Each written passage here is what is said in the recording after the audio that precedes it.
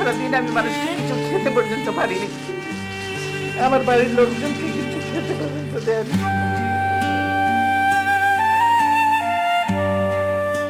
দেশের বাইরে আমার কোনো ঠিকানা নেই, এটাই হলো আমার ঠিকানা। এই দেশ, এই দেশের মাটি, মানুষই আমার সবকিছু। আমাদেরকে ভয় দেখাতে চায়, আমাকে ভয় দেখিয়েছিল, কিন্তু আমি গিয়েছিলাম দেশের বাইরে। আমি বলেছি এই দেশের মাটি, মানুষ হলো আমার ঠিকানা। একজন সাধারণ গৃহবধূ থেকে বাংলাদেশের প্রথম নারী প্রধানমন্ত্রী, রাজপথের আন্দোলন থেকে রাষ্ট্র পরিচালনা, আর দীর্ঘ 4 দশক ধরে দেশের রাজনীতির কেন্দ্রবিন্দুতে থাকা এক নারী। মৃত্যুর পর তার প্রথম জন্মদিন। কেন এই জন্মদিন অন্যরকম? কি রেখে গেলেন 4 দশকের রাজনীতিতে?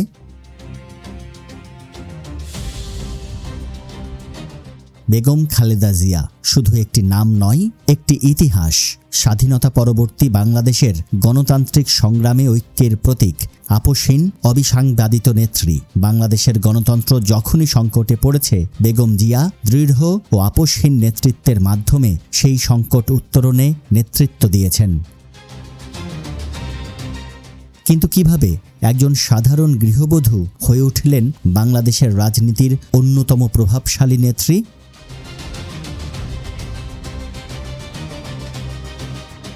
1981 সালের 30 মে চট্টগ্রামে নিহত হন শহীদ প্রেসিডেন্ট জিয়াউর রহমান। হঠাৎ করেই গভীর রাজনৈতিক সংকটে পড়ে বাংলাদেশ জাতীয়তাবাদী দল বিএনপি। তখন খালেদা জিয়া ছিলেন মূলত একজন সাধারণ গৃহবধূ।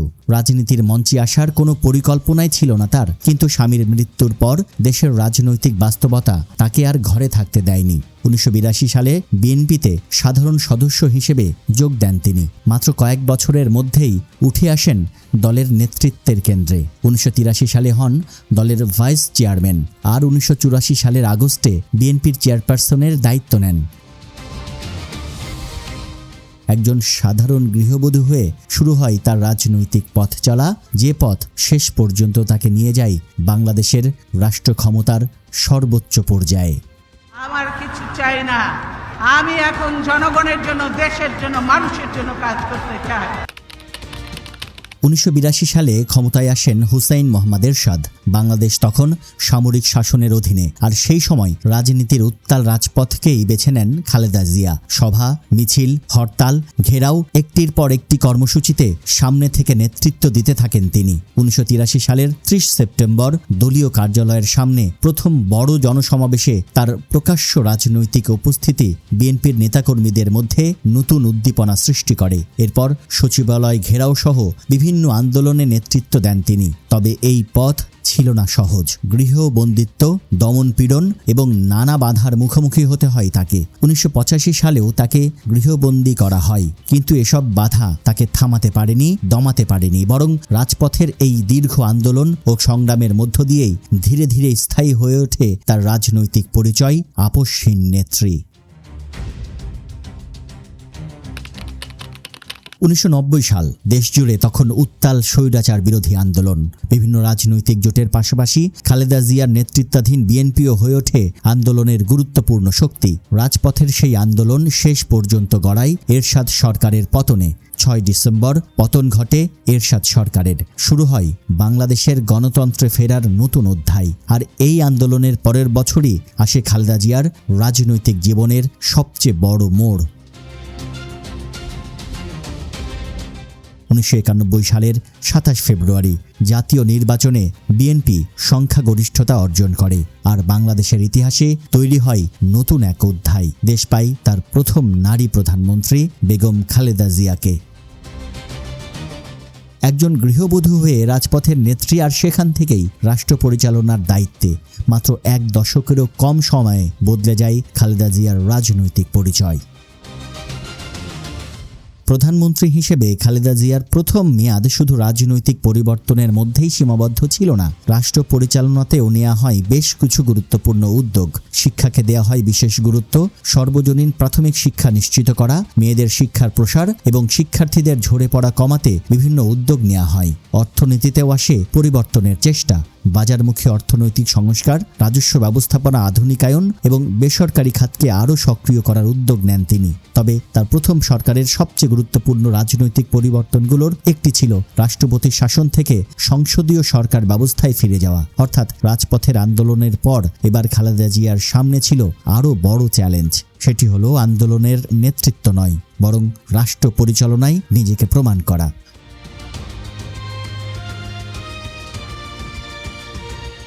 1996 সালে আবারও বদলে যায় বাংলাদেশের রাজনৈতিক সমীকরণ। তত্ত্বাবধায়ক সরকার ব্যবস্থা নিয়ে তীব্র রাজনৈতিক সংকট ও আন্দোলনের মুখে ক্ষমতার পালাবদল ঘটে। খালেদা জিয়া হন বিরোধী দলীয় নেত্রী, তবে ক্ষমতার বাইরে গিয়েও রাজনীতির কেন্দ্র থেকে সরে যাননি তিনি। মাত্র 5 বছর পর 2001 সালের জাতীয় নির্বাচনে আবারও আসে বড় রাজনৈতিক প্রত্যাবর্তন। বিএনপি নেতৃত্বাধীন জোট বিজয়ী হয়। তৃতীয়বারের মতো প্রধানমন্ত্রী হন বেগম খালেদা জিয়া। 2001 থেকে 2006 এই 5 বছর আবারও রাষ্ট্র পরিচালনার দায়িত্বে ছিলেন তিনি। কিন্তু এই মেয়াদের শেষ দিকে দেশের রাজনীতি ফের ঢুকে পড়ে গভীর সংকটে, আর সেই সংকটই শেষ পর্যন্ত নিয়ে যায় 2007 সালের 1/11-এর দিকে। আমি কোথাও বাধা টাধা মানি না, আমি কারো বাধা মানি না। আমি নির্ভয়ে নির্দ্বিধায় এগিয়ে যাব, কেন আমার সঙ্গে জনগণ আছে, দেখতে পাচ্ছি। 2006 সালের শেষ দিকে আবারও গভীর সংকটে পড়ে বাংলাদেশ। তত্ত্বাবধায়ক সরকার নিয়ে সংঘাত, রাজনৈতিক অস্থিরতা সব মিলিয়ে পরিস্থিতি ক্রমেই জটিল হতে থাকে। এরপর আসে 2007 সালের 1/11। সেনা সমর্থিত অন্তর্বর্তী সরকারের সময় গ্রেপ্তার হন বেগম খালেদা জিয়া। তার পরিবারও পড়ে কঠিন এক সময়ের মুখে। রাজনৈতিক জীবনের এই অধ্যায় ছিল তার অন্যতম কঠিন সময়। দীর্ঘদিন ক্ষমতার রাজনীতির কেন্দ্রবিন্দুতে থাকা একজন নেত্রী এবার নিজেই ছিলেন বন্দী জীবনের বাস্তবতায়। তবে এখানেও তার রাজনৈতিক অবস্থান নিয়ে তৈরি হয় নতুন বিতর্ক ও আলোচনা। দেশ ছাড়ার চাপ দেওয়া হয়েছিল এমন দাবি দীর্ঘদিন ধরে করে আসছে বিএনপি ও তার সমর্থকরা। কিন্তু তিনি বিদেশে যাওয়ার পথ বেছে নেননি, বরং তার রাজনৈতিক অবস্থানের সঙ্গে জড়িয়ে যায় একটি বার্তা: বাংলাদেশই আমার একমাত্র ঠিকানা। দেশের বাইরে আমার কোনো ঠিকানা নেই, এটাই হলো আমার ঠিকানা। এই দেশ, এই দেশের মাটি, মানুষই আমার সবকিছু। এরপর তার রাজনৈতিক জীবনে আসে আরও কঠিন সময়। দীর্ঘ কারাবন্দিত্ব, রাজনৈতিক ও আইনি সংকটের পাশাপাশি শারীরিক অসুস্থতাও তাকে ভোগায়। 2024 সালের রাজনৈতিক পরিবর্তনের পরও অসুস্থ শরীরে হাসপাতালের শয্যা থেকে দেশের বিভিন্ন মানুষের জন্য শান্তির বার্তা দেন বেগম খালেদা জিয়া। কিন্তু শেষ পর্যন্ত দীর্ঘ অসুস্থতার পর 2025 সালের 30 ডিসেম্বর না ফেরার দেশে চলে যান বাংলাদেশের এই দীর্ঘ রাজনৈতিক অধ্যায়ের অন্যতম প্রধান চরিত্র।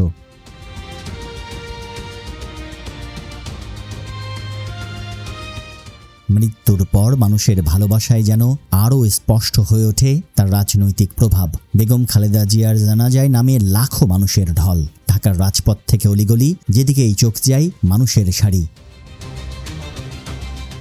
যে নারী একসময় রাজপথের আন্দোলনের সামনে থেকে নেতৃত্ব দিয়েছেন, শেষ বিদায়েও তার সামনে ছিল মানুষের দীর্ঘ সারি। শোক আর ভালোবাসায় তাকে বিদায় জানায় লাখো মানুষ। একজন গৃহবধূ থেকে দেশের প্রধানমন্ত্রী, একজন রাজনৈতিক নেতার স্ত্রী থেকে নিজেই একটি রাজনৈতিক প্রতিষ্ঠানে পরিণত হওয়া, রাজপথের আন্দোলন থেকে রাষ্ট্র পরিচালনা, 4 দশকেরও বেশি সময় ধরে বাংলাদেশের রাজনীতির কেন্দ্রবিন্দুতে থাকা এই নারী আজ ইতিহাসের বড় অংশ।